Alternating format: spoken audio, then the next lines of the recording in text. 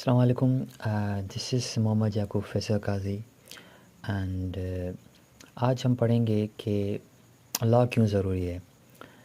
دوستوں، کیا آپ کو پتہ ہے کہ پاکستان میں روزانہ ہزاروں لوگ فیملی کورس کے چکر لگاتے ہیں، لیکن ٹریجڈی یہ ہے کہ 90% لوگوں کو اپنے بنیادی بیسک حقوق کا پتہ ہی نہیں ہوتا. ہم اکثر سوچتے ہیں کہ لا صرف وکیلوں کے لیے ہے، لیکن فیملی لا آپ کی لائف کے سب سے پرسنل ڈیسیشنس کو افیکٹ کرتا ہے، آپ کی شادی، آپ کے بچے اور آپ کی property. So today's lecture is not just for law students, it is for every Pakistani who wants to understand their rights and responsibility.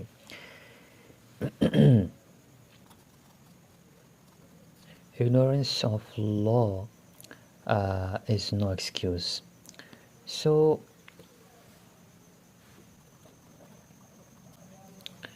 the foundation MFL or Muslim Family Law Ordinance 1961.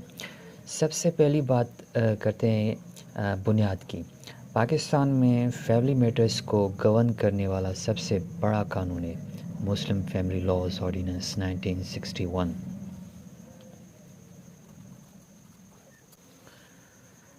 اس قانون نے پاکستان کے ہسٹری میں پہلی بار family matters کو codify کیا. اس سے پہلے سب کچھ صرف کسٹم پر چلتا تھا.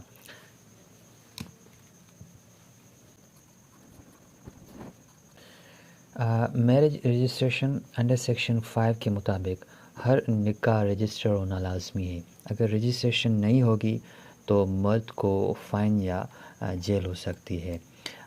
اس پہ یہ ہے کہ why is it important. Means because without a registered nikah nama, a woman cannot claim her legal rights like inheritance or maintenance in court easily. It is the primary evidence of your marriage.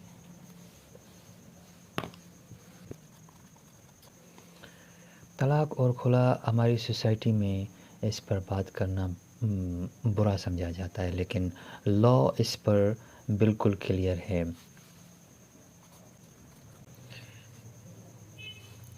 طلاق by husband MFLO section 7 یہ کہتا ہے کہ مرد کو صرف زبانی oral طلاق نہیں دینی، بلکہ یونین کونسل کو نوٹس بھیجنا لازمی ہے. 90 ڈے رول. جب نوٹس ملتا ہے تو 90 ڈیز کا ریکنسیلیشن پیریڈ شروع ہوتا ہے. اس بیچ یونین کونسل ایک آربیٹریشن کونسل بناتی ہے تاکہ صلح سیٹلمنٹ کی کوشش کی جائے. If no reconciliation happens, the divorce becomes effective after 90 days.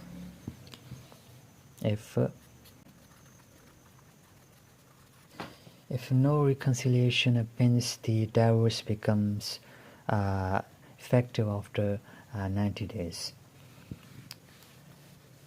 Secondly, کھلا بائی وائف. اگر بیوی الگ ہونا چاہتی ہے تو وہ کورٹ جا سکتی ہے. ٹھیک ہے.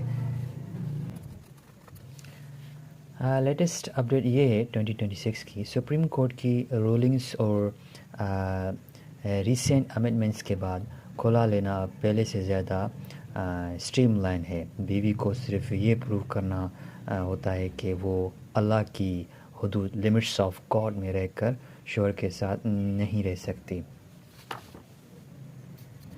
ڈاور مہر. یاد رکھیں کہ کھلا لینے پر بیوی کو اکثر اپنا مہر واپس کرنا پڑتا ہے یا چھوڑنا پڑتا ہے. This is the price for the dissolution of marriage by choice.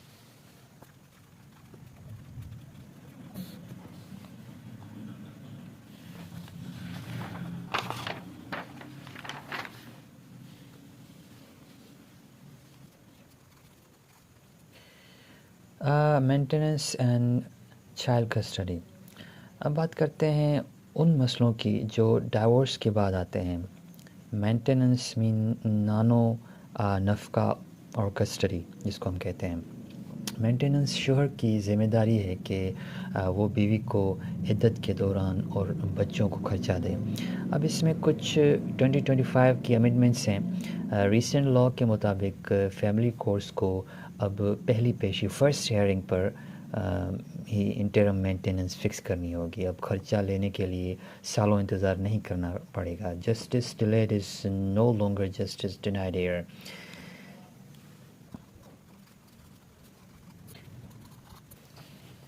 اب آتے ہیں چائلڈ کسٹڈی میں۔ دوستوں، یہاں ایک بہت بڑی مسکنسیپشن ہے کہ بچہ ہمیشہ ماں کو ملتا ہے یا باپ کو۔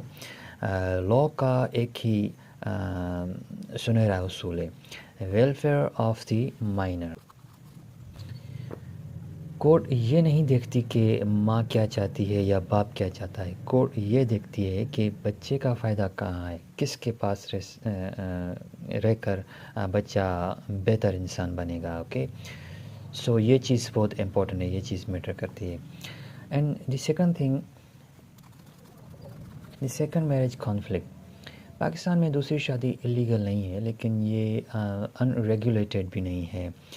سیکشن 6 آف MLF یہ کہتا ہے کہ اگر کوئی مرد دوسری شادی کرنا چاہتا ہے تو اسے آربیٹریشن کونسل سے پرمیشن لینی ہوگی، اور اس پرمیشن کے لیے پہلی بیوی کی کنسرن اجازت ضرور دیکھنی پڑتی ہے۔ اگر مرد بنا اجازت شادی کرتا ہے تو اسے جیل بھی ہو سکتی ہے، اور اسے پہلی بیوی کا پورا مہر ڈاور فوراً ادا کرنا پڑے گا۔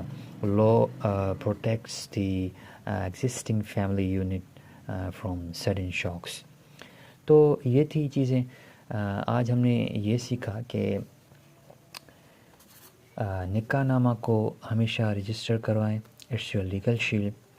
اینڈ سیکنڈ تھنگ ہم نے یہ سیکھی کہ ڈائیورس صرف زبانی نہیں ہوتی، یونین کونسل کا پروسیس فالو کرنا لازمی ہوتا ہے۔ اور تھرڈ تھنگ یہ تھی کہ بچوں کا خرچہ باپ کی لیگل ڈیوٹی ہے، اور اب یہ پروسیس فاسٹ ہو گیا ہے۔ لاء آپ کو ڈرانے کے لیے نہیں، آپ کو پروٹیکٹ کرنے کے لیے بنایا گیا ہے۔ Knowledge is power. اگر آپ کو لگتا ہے کہ یہ انفو کسی کے کام آ سکتی ہے تو ان کے ساتھ شیئر ضرور کریں۔